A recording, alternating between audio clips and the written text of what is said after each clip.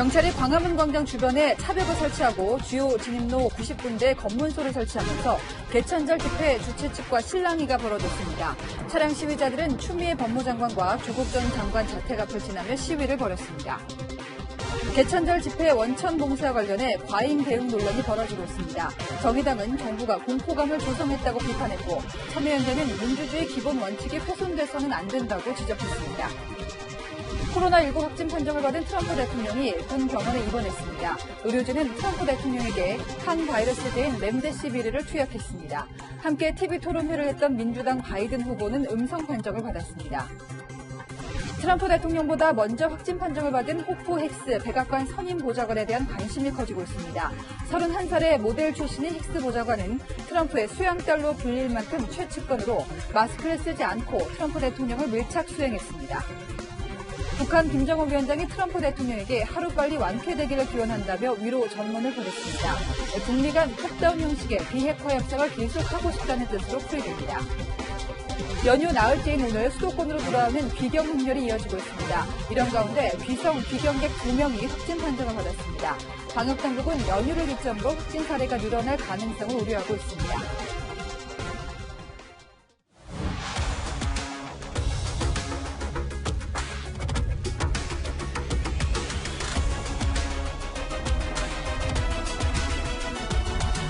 네, 시청자 여러분 안녕하십니까. 뉴스의 조수빈입니다. 자, 오늘 오후 채널A 사옥에서 내려다본 모습입니다. 이 광화문 주변 도심이 완전히 봉쇄됐습니다. 경찰버스가요, 시청부터 광화문까지 정말 빽빽하게 들어찼습니다.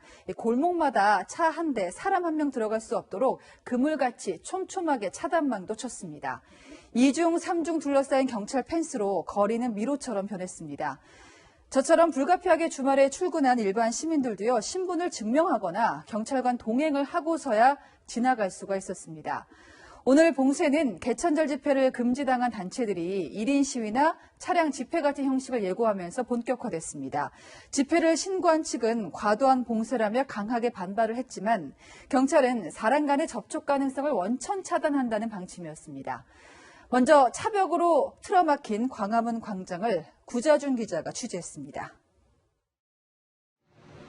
미로처럼 울타리가 쳐 있고 경찰관들이 길목을 막고 서 있습니다. 광화문 광장으로 이어지는 지하철 출입구는 차단됐고 무정차를 날리는 안내 문구가 붙었습니다. 경찰이 광화문에서의 집회와 기자회견을 금지하면서 대중교통을 우회시키고 진입로도 막은 겁니다. 광화문 광장 주변으로 경찰 버스가 빽빽하게 서 있습니다. 사람 하나 들어갈 틈조차 없습니다. 당초 광화문 광장에서 열릴 예정이던 기자회견은 차벽에 막혀 장소를 바꿔 진행됐습니다. 집회 참가자들은 경찰의 과잉 진압이라며 목소리를 높였습니다. 문재인 규탄하는 사람들 한두 명도 못 모이게 하려고 이 난리 피우는 거 아닙니까? 이게 뭐하는 짓이야? 강력도 널널한 야외 집회가 지하철보다 위험합니까? 버스보다 위험합니까? 곳곳에서 집회 참가자들과 경찰 사이에 실랑이도 벌어졌습니다. 오늘 제가 선거에서 발표할 사람인데 이들이 지금 이걸 못하게 하는 거예요. 여보세요. 위험성 자의적으로 판단하지 마.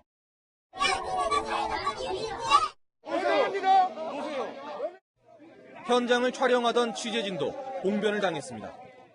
찍지 마! 하지 말라 했잖아! 내 얼굴을 찍지 마요! 폭행하지 마세요. 8.15 비대위는 오는 9일 한글날과 10일에도 집회를 강행하겠다고 밝혔습니다. 채널A 뉴스 구자준입니다. 네, 통제된 게 광화문만은 아니었습니다. 다리란 다리는 물론이고요. 서울 안에서 검문이 실시된 곳이 90군데에 이르렀습니다. 자, 시민들 광화문 도심이 가까워올수록 경계가 삼엄해지는 걸 피부로 느낄 수 있었습니다. 이해가 가기도 하지만 괜시리 움츠러들기도 했던 하루, 김민공 기자가 다양한 목소리를 담았습니다. 한남대교를 건너는 차량이 속도를 줄이기 시작합니다. 경찰이 일부 차로를 막고 검문에 나섰기 때문입니다. 광화문 일대에서는 검문이 더 엄격해졌습니다. 경찰관들은 차량을 세운 뒤 창문을 열어 일일이 운전자를 살펴봅니다. 오늘 오전 서울 시내 18개 한강다리를 포함해 주요 도로 등 90곳에 차량 검문소가 설치됐습니다. 경찰은 검문 과정에서 집회 물품이 발견된 차량 30대를 돌려보냈습니다. 광화문 일대를 돌아다니던 일반 시민들도 검문을 피하지 못했습니다. 시민들의 반응은 엇갈렸습니다. 학교 과제하려고 카페 가려고 했는데 다 막혀 있어서 택시를 타야 되는 상황이에요. 일반 시민으로서는 좀 당황스럽죠. 다른 시민분들의 안전이나 코로나 확산 이런 거를 방지하기 위해서 이런 조치를 하신 게 아닌가, 그런 부분에서는 이해가 좀 되지 않나 이런 생각이 있어요. 일부 시민들은 길을 막는 경찰을 비난하는가 하면 인근 상인들은 집회 때문에 하루 장사를 망쳤다며 분통을 터뜨리기도 했습니다. 오늘이 원래 좀 비는 날이거든요. 왜냐면 추석 끝나고 나 마음은 좀 놀러가 오고 좀 물건이 많이 나가는데 전혀 수익이 없잖아요. 우려됐던 충돌은 발생하지 않았지만 광화문 일대는 온종일 어수선한 분위기가 이어졌습니다. 채널A 뉴스 김민곤입니다. 차량 안에 한 명만 타고 창문은 닫은 채로 구호도 외치지 말고 경적도 울리지 말라. 추미애 장관 또 조국 전 장관 자택 근처에 법원이 차량 집회를 허가하면서 내건 조건들입니다. 자, 현장 상황은 어땠을지 공태현 기자가 취재했습니다. 정부를 비판하는 스티커를 붙인 차량 9대가 줄지어 서 있습니다. 법원이 일부 인용 결정을 내리면서 10대 미만 조건으로 진행된 차량 시위입니다. 참가자들은 윤미향 더불어민주당 의원 자택과 서울구치소를 차례로 들린 뒤 조국 전 장관과 추미애 법무장관 자택까지 시위를 진행했습니다.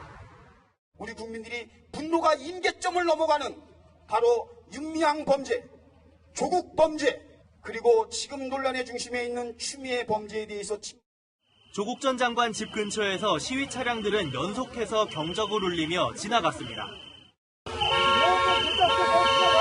추 장관 자택 인근에서는 일부 차량들이 경적과 함께 창문을 내리려고 해 경찰이 제지하기도 했습니다.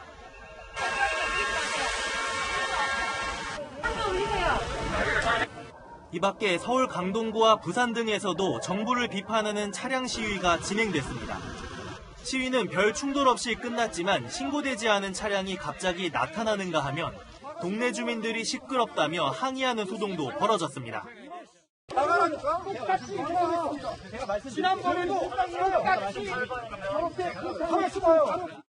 한편 조국 전 장관은 집회 자유는 헌법적 기본권인 만큼 법원 판단을 감수한다면서 동네 이웃들에게 죄송하게 됐다는 글을 올렸습니다. 채널A 뉴스 김태현입니다.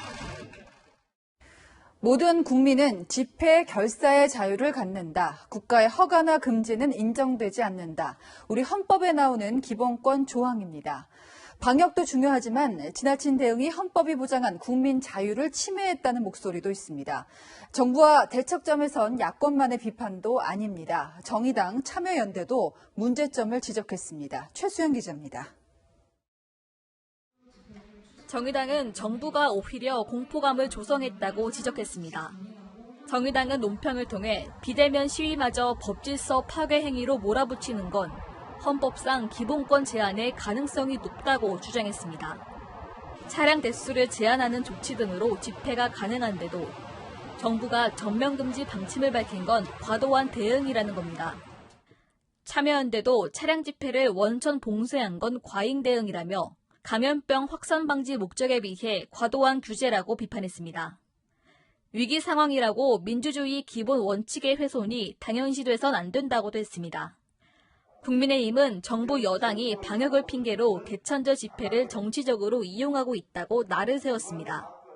국민의 기본권에 대한 법원의 결정을 존중하면 될 것입니다. 오히려 과장되게 국민 불안을 조장하며 과잉 진압을 해서 정쟁에 이용하는 일은 없어야 할 것입니다.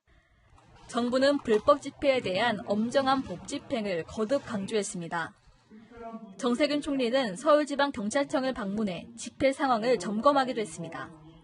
불법적인 집회에 대해서는 무관용 원칙에 따라서 법에 따라서 질서를 유지해주는 노력을 해주십사.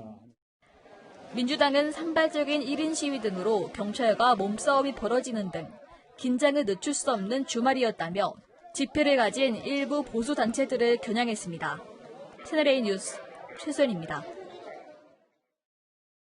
네, 열왕야랑 시작합니다. 정치부 이민찬 기자 나왔습니다. 첫 번째 주제 보겠습니다. 자, 그때그때 다른 뭐뭐 산성. 오늘 저희가 있는 광화문 일대 차벽이 또 들어찼잖아요. 네. 그런데 이걸 두고 여야가 과거하고는 완전히 다른 입장을 내놨죠. 맞습니다. 경찰이 집회나 시위를 차단하기 위해서 차량이나 컨테이너 박스로 차단벽을 설치할 때 정치권에선 이를 산성에 빗대 비판해 왔는데요. 유상범 국민의힘 의원은 재인 산성이라며 독재 시대의 모든 집회를 봉쇄하던 시절에나 볼만한 광경이라고 지적했습니다. 네. 사실 그 2008년 이명박 정부 당시에 광우병 촛불 집회 때가 생각이 나는데요. 네. 당시 민주당이 야당이었잖아요. 그때는 이 광화문 차단벽을 명박산성이라고 비판을 했었잖아요. 네, 그랬죠. 당시 사실을 보면요. 예. 광화문 이순신동상 앞에 컨테이너 박스가 쌓여 있죠. 촛불 집회 초반엔 문화제 형식으로 평화적인 집회가 이어졌는데요. 심야 시간 집회를 금지한 집시법을 어기거나 청와대 방향으로 행진을 하려다 경찰과 충돌하는 일이 잦아지면서 차단벽이 등장한 건데요. 예. 홍준표 당시 한나라당 원내대표는 집회의 자유는 무제한으로 자유가 아니라며 정부를 감싼 반면 원혜영 당시 민주당 원내대표는 과잉 진압은 결코 용납될 수 없다고 지적했습니다. 네.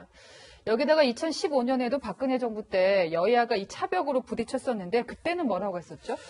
네, 그 세월호 참사 일찍이와 백남기 농민 사망 등으로 시위가 격렬해지면서 차벽이 또다시 등장했는데요. 예. 그때와 지금 여야가 어떻게 바뀌었는지 직접 들어보시죠.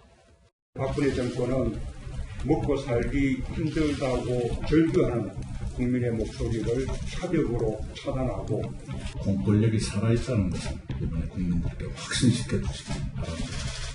코로나 세력들이 신청한 집회는 불허해야 합니다. 그것을 막을 이유나 막을 근거는 정부에 없다.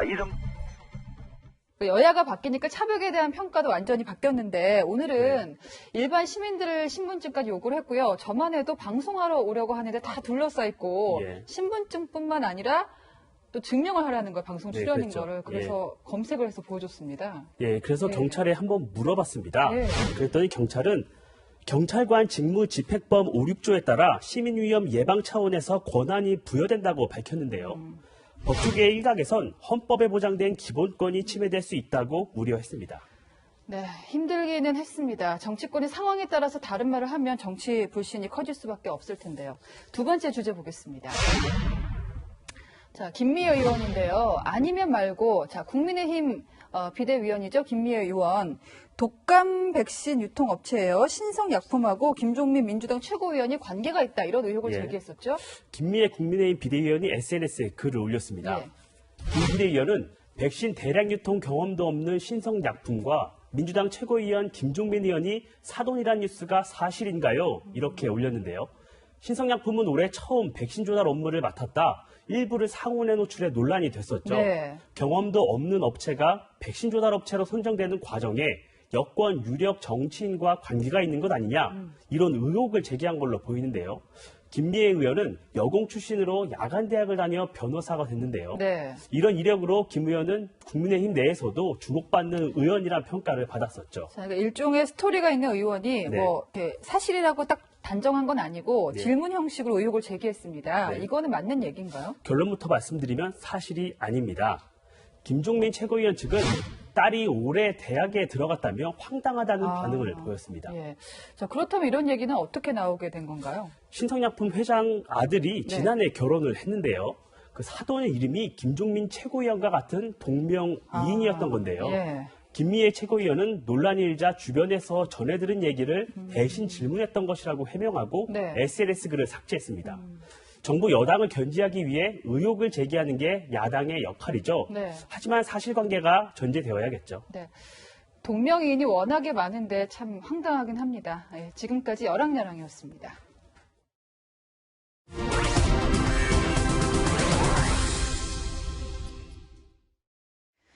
코로나19 확진 판정을 받은 트럼프 미국 대통령이 군 병원에 입원했습니다. 검은 마스크를 낀 채 병원으로 향하는 모습인데요. 겉으로는 이렇게 의기양양해 보이지만 최근까지도 마스크 쓰는 바이든 후보를 조롱해왔죠. 속으로는 이 상황이 곤혹스럽지 않을까 짐작도 갑니다. 이로써 한 달 뒤 미국 대선은 예측하기가 더 어려워졌고요. 북한 김정은 위원장을 비롯해 세계 각국도 저마다 대응을 내놓고 있습니다. 먼저 현재까지 알려진 트럼프 대통령의 건강 상태부터 최선 기자가 보도합니다. 트럼프 대통령이 평소 쓰지 않던 마스크를 쓴 채 백악관을 나섭니다. 코로나19 확진을 의식해서인지 취재진을 향해 연신 엄지손가락을 치켜들며 괜찮다고 표현합니다. 전용 헬기 마리노는 백악관에서 12.5km 떨어진 월터 리드 군 병원으로 향했고 트럼프 대통령은 즉시 입원했습니다. I want to thank everybody for the tremendous support. I think I'm doing very well. 확진 판정 후 영상 메시지도 남겼지만 75세 고령에 몸무게 110kg의 트럼프 대통령은 고위험군으로 분류됩니다. 의료진은 트럼프 대통령에게 개발 중인 항체 약물과 함께 중증 환자 치료에 쓰이는 항바이러스제 렘데시비르도 투약했습니다. 하지만 백악관은 예방적 차원일 뿐 중증은 아니라며 펜스 부통령의 권력 이양 없이 병원에서 계속 직무를 볼 것이라고 강조했습니다. When needed, I wear masks. Okay, let me ask. I don't wear masks like him. Every time you see him, he's got a mask. He could be speaking. 지금까지 트럼프 대통령은 코로나19가 대수롭지 않다고 말해왔지만 정작 본인이 바이러스에 감염되면서 재선 가도에 빨간불이 켜졌습니다. 모든 선거 유세가 중단된 가운데 선거대책본부장도 코로나19에 감염돼 캠프 자체가 마비된 상태입니다. 반면 경쟁자인 조 바이든 민주당 대선 후보는 날개를 달게 됐습니다. 나흘 전 TV 토론에서 트럼프 대통령과 침 튀기는 설전을 벌였지만 코로나19 음성 판정을 받았기 때문입니다. My wife Jill and I pray that they'll make a quick and full recovery. This is not a matter of politics. It's a bracing reminder to all of us that we have to take this virus seriously. 바이든 후보는 선거 유세를 예정대로 진행하며 판세 굳히기에 주력할 계획입니다. 채널A 뉴스 최선입니다. 호프 힉스 백악관 보좌관, 이번에 트럼프 대통령에게 직접 바이러스를 옮긴 인물로 지목되고 있습니다. 보시는 것처럼 화려한 미모의 패션 모델 출신, 불과 28살의 백악관 요직에 발탁되기도 했습니다. 이방카는 친딸, 힉스는 수양딸, 이런 말이 나올 만큼 트럼프 가족과도 끈끈합니다. 백악관 집단 감염이라는 초유의 사태에는 측근 중심으로 돌아가는 트럼프 특유의 인사 스타일도 배경으로 작용한 겁니다. 안건우 기자입니다. 지난 30일 트럼프 대통령이 미네소타 유세장으로 가기 위해 전용 헬기 마리논에 오르자 호프 힉스 백악관 선임보좌관도 마스크를 쓰지 않고 뒤따라 탑승합니다. 전날엔 대선 TV 토론을 위해 전용기 에어포스원에 함께 타는 등 힉스 보좌관은 트럼프 대통령을 연일 밀착 수행하고 있습니다. 이런 이유로 미국 언론들은 지난 1일 확진 판정을 받은 힉스 보좌관이 트럼프 대통령에게 바이러스를 옮겼을 것으로 추정하고 있습니다. She did test positive. I just heard about this. She tested positive. You know, I spent a lot of time with Hope, and so does the First Lady. 앞서 백악관 참모 중 KT 밀러 부통령실 공보비서관과 로버트 오브라이언 국가안보 보좌관이 확진 판정을 받았지만 최근 2달 사이 감염자가 나온 건 처음인데다 대통령 최측근이라 충격이 더 큽니다. 올해 31살인 힉스 선임보좌관은 모델로 활동하다 트럼프 대통령의 장녀 이방카가 설립한 패션 회사에 합류하면서 트럼프 일가와 가까워졌습니다. 지난 2016년 대선 당시 정치나 선거 경험이 전혀 없는데도 언론 담당 보좌관에 임명됐고 백악관에 입성한 뒤에도 공개석상에 늘 대통령과 함께 트럼프의 수양딸 백악관 문고리로 불리기도 했습니다. 대통령과 가족 같은 사이다 보니 방역 지침이 제대로 지켜지지 않았을 거란 지적이 나옵니다. 지난 26일 백악관에서 열린 대법관 지명식에 참석한 코노이 전 백악관 선임 고문과 공화당 의원들의 추가 감염 사실까지 알려주면서 당시 행사가 진앙지였다는 관측도 나옵니다. 채널A 뉴스 안건우입니다. 네, 최근 우리 공무원 피격 사건과 관련해서 북한 김정은 위원장이 이례적으로 사과의 뜻을 밝혔죠. 청와대가 입장을 내고 하루도 안 돼서였는데 이번에는 트럼프 대통령 확진이 알려지자 못지않게 재빠른 위로를 보냈습니다. 동맹국인 우리나 일본보다도 빨랐습니다. 반드시 이겨낼 것. 적국 지도자에게 보내는 메시지가 맞나 싶지만 그만큼 북한이 아직은 트럼프 대통령한테 얻어낼 게 있다는 뜻으로도 풀이됩니다. 박수유 기자입니다. 백악관이 트럼프 대통령의 코로나19 확진을 발표한 지 16시간 만에 조선중앙통신은 김정은 국무위원장이 위로 전문을 보냈다고 밝혔습니다. 김 위원장은 트럼프 부부가 하루빨리 왕쾌되기를 진심으로 기원한다며 반드시 이겨낼 것이라고 썼습니다. 백악관 발표 직후 유엔 대표부가 있는 뉴욕 채널을 통해 발빠르게 서신을 전달한 것으로 보입니다. 앞서 코로나19에 감염됐던 보리스 존슨 영국 총리와 자이르 보우소나루 브라질 대통령 등이 동병상련의 심정으로 위로를 전했지만 미국의 우방인 한국과 일본 정상보다 북한이 먼저 위로 전문을 보낸 건 이례적입니다. 공식 석상에서 트럼프 대통령과 세 차례 만난 김정은 국무위원장. 우리 남북한 사이에 존재하는 그런 훌륭한 관계가 아니라면 아마 이 하루 만에 이런 상봉이 전격적으로 이루어지지 못했을 거라고 생각합니다. 하노이 노딜 이후 비핵화 공회전을 거듭하고 있지만 북미 정상 간 신뢰만큼은 어떻게든 유지되고 있습니다. 트럼프 대통령과의 관계를 유지하고 싶고 비핵화 협상을 지속하겠다는 의사를 볼 수 있고요. 사회 피격 공무원 사건으로 북한 체제 잔혹성이 부각됐기 때문에 정상국가의 일면을 보여주려는 시도다 이렇게 볼 수 있죠. 김 위원장의 정광석화 같은 메시지는 한 달 앞으로 다가온 미 대선에서 트럼프 대통령 재선을 지지한다는 뜻으로도 해석되고 있습니다. 채널A 뉴스 박수입니다. 네, 이렇게 북한 김정은 위원장까지 트럼프 대통령의 쾌유를 빌고 있지만 웬일일까요? 중국 시진핑 주석만 조용합니다. 대신 SNS상에는 비아냥과 조롱이 넘쳐납니다. 베이징 성혜란 특파원이 전해왔습니다. The reports, oh, it's COVID. I can name Kung Flu. We have waged a fierce battle against the invisible enemy, the China virus. 코로나19를 중국 바이러스라고 부르며 중국 책임론을 밀어붙이던 트럼프 대통령의 확진 소식이 전해지자 중국 방송사들은 즉각 속보를 내보냈습니다. 在当地时间10月2号凌晨快1点的时候，在社交网络上看到特朗普是本人确认了。 시진핑 주석은 말을 아꼈고 대신 중국 외교부 대변인이 확진 10시간 만에 쾌유를 빈다는 형식적인 글만 올렸습니다. 반면 공산당의 입으로 불리는 관영매체 환구시보 편집장은 코로나19 대응에 도박을 건 대가라는 트위터 글을 올렸다 뒤늦게 삭제했습니다. 휴스턴 총영사관 폐쇄에 이어 화웨이, 틱톡 등 중국 기업 전방위 제재 등 미중 갈등 속에 트럼프 행정부에 대한 껄끄러운 감정을 고스란히 드러낸 겁니다.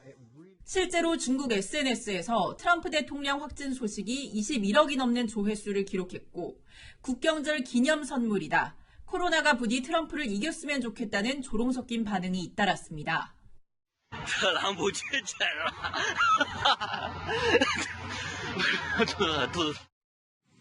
하지만 일각에선 감정적으로 대응할 문제가 아니라는 지적도 나옵니다. 由于他感染了，所以他对中国会更加这个言辞上、行动上会更加的严厉，因为他可能会更加抱怨中国。 앞으로 미국의 반중 노선이 더 심화될 것이라는 우려가 나오면서 중국 지도부는 긴장 속의 미국 대선을 지켜보고 있습니다. 베이징에서 채널A 뉴스 송혜란입니다. 네, 최근 유튜브에서 뜬 스타죠. 이근 UDT 예비역 대위가 빚을 안 갚았다는 폭로에 휘말렸습니다. 못 받았다는 군대 후임 주장과 이미 갚았다는 이전 대위의 말은 엇갈립니다. 이지용 기자입니다. 해군 특수부대 훈련을 체험하는 유튜브 예능으로 유명세를 탄 UDT 예비역 대위 이근 씨. 인성 문제 있어? 아닙니다. 야, 너! 머리부터 발끝까지! 머리부터 발끝까지! 이후 방송 예능은 물론 광고까지 촬영하는 등 활발히 활동하고 있습니다. 이전 대위의 비투 논란은 군대 후임인 김모 씨가 SNS에 폭로글을 게재하면서 시작됐습니다. 지난 2014년 이전 대위가 200만 원을 빌린 뒤 지금껏 갚지 않고 있다고 주장하며 이전 대위가 김 씨에게 200만 원과 이자를 지급하라고 적시된 2016년 민사소송 판결문도 공개했습니다. 논란이 커지자 이전 대위는 돈을 빌린 건 맞지만 이미 갚았다고 해명했습니다. 민사소송에 대해선 당시 해외에서 근무해 송사에 휘말린 사실조차 몰랐다고 주장했습니다. 100에서 150사의 현금을 직접 넘겼습니다. 스카이라이빙 장비를 제가 직접 드리고 스카이라이빙 교육으로 변제를 진행했습니다. 이에 김 씨는 이전 대위의 해명이 사실이 아니라고 반발했습니다. 이전 대위가 돈을 갚겠다고 말한 내용이 담긴 통화 녹취록 등을 추가로 공개하며 공세를 이어가고 있습니다. 돈을 못 받았다는 김 씨와 이미 갚았다는 이 전 대위의 주장이 첨예하게 갈리는 상황. 온라인에서도 비투 논란에 대한 갑론을박이 이어지고 있습니다. 채널A 뉴스 이지훈입니다. 대구에 있는 상가에서 불이 나 2명이 숨지고 1명이 크게 다쳤습니다. 캠핑 갔던 관광객이 뱀에 물리기도 했습니다. 사건 사고 배영진 기자가 종합합니다. 건물 내부가 시커멓게 탔습니다. 경찰 과학수사요원이 현장에서 검게 그을린 기름통들을 수거합니다. 어떤 게 들어간데 지금 어디에 쓰는지를 우리가 수사를 해봐야 되는 거야, 하는 거죠. 새벽 3시 48분쯤 대구 달서구의 3층짜리 상가 건물 2층에서 불이 났습니다. 소방당국이 출동해 20분 만에 불을 껐지만 현장에서 60대 남성 2명이 숨진 채 발견됐고 또 다른 60대 남성 1명이 크게 다쳐 병원으로 옮겨졌습니다. 경찰은 감식을 통해 방화 등 범죄 관련성을 확인하는 한편 목격자 등을 상대로 자세한 화재 경위를 조사하고 있습니다. 명확하게 지금 확인을 좀 해야 되는 부분입니다. 가능성에 대해서 수사를 해봐야 되는 거죠. 해경 구조종에서 내린 여성들이 대기 중이던 구급차에 오릅니다. 제주도 인근 섬으로 캠핑을 온 여성 관광객 1명이 뱀에게 발목을 물리는 사고가 발생했습니다. 여성은 이후 발이 심하게 부었다며 해경에 구조를 요청했고 병원으로 옮겨져 치료를 받고 있습니다. 뱀이 무슨 뱀인가 종류를 모르기 때문에 빨리 병원에 가서 응급처치를 해야 되니까. 119 구급대원들이 산에서 쓰러진 남성을 이송하는 작업이 한창입니다. 어제 오후 대운산 자연휴양림 인근에서 60대 남성이 30m 아래로 추락해 다치는 사고가 났습니다. 소방당국은 남성이 버섯을 채취하다 사고가 난 것으로 보인다며 생명에 지장이 없는 상태라고 밝혔습니다. 채널A 뉴스 배영진입니다. 코로나19 신규 확진자는 75명, 사흘째 두 자릿수를 유지하지만 연휴인 만큼 진단 건수 자체도 줄었을 테고요. 또 2주 잠복기를 지나봐야 진정세인지를 판단할 수가 있을 겁니다. 귀경객 중에서 확진자가 나왔다는 뉴스가 특히 걱정스럽습니다. 김담비 기자입니다. 추석 연휴를 즐기고 돌아가는 관광객들로 북적이는 제주국제공항. 이번 연휴 동안 20만 명이 제주도를 찾으면서 코로나19 확산이 우려됐지만 아직까지 확진자는 나오지 않았습니다.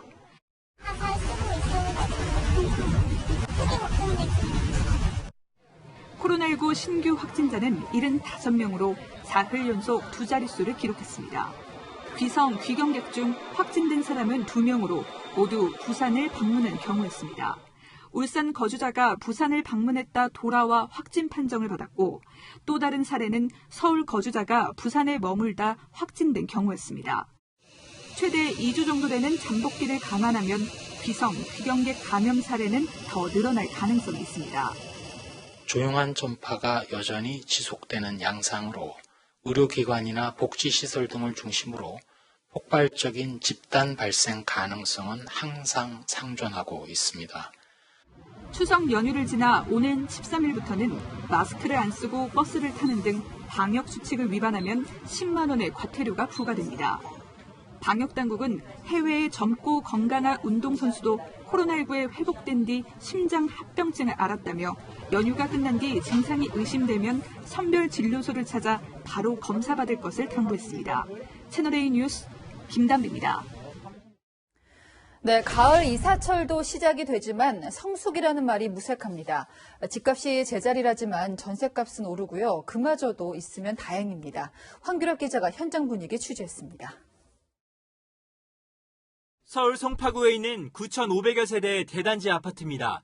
지난 8월까지만 해도 전용 면적 84제곱미터 기준으로 10억 원대의 전세 매매가 이뤄졌습니다. 그런데 최근 내놓은 매물을 보면 같은 평수의 전세가 높게는 14억까지 보증금을 올린 경우도 있습니다.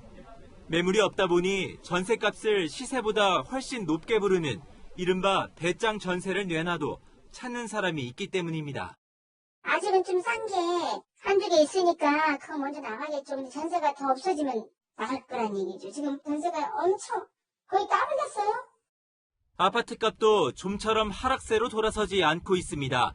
서울 아파트 매매값은 지난 8월 말부터 6주 연속 0.01% 상승하며 제자리 걸음을 반복하고 있습니다. 정부가 각종 부동산 규제 대책을 쏟아내면서 아파트값 상승이 주춤한 상태로 관망세가 이어지고 있는 겁니다. 집을 팔려는 사람은 버티기에 나섰고 사려는 사람은 가격 하락을 기대하는 눈치 싸움을 하면서 거래량은 급감했습니다. 정부의 규제 탓으로 거래량이 줄면서 안정화되는 듯 보일 가능성이 높습니다.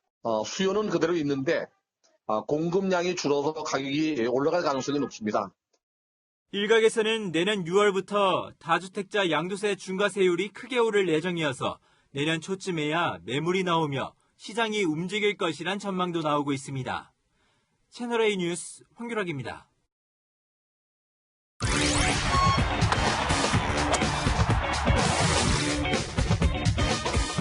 안녕하십니까. 스포츠 뉴스입니다. 개천절인 오늘 프로야구에선 곰과 호랑이가 맞붙었습니다.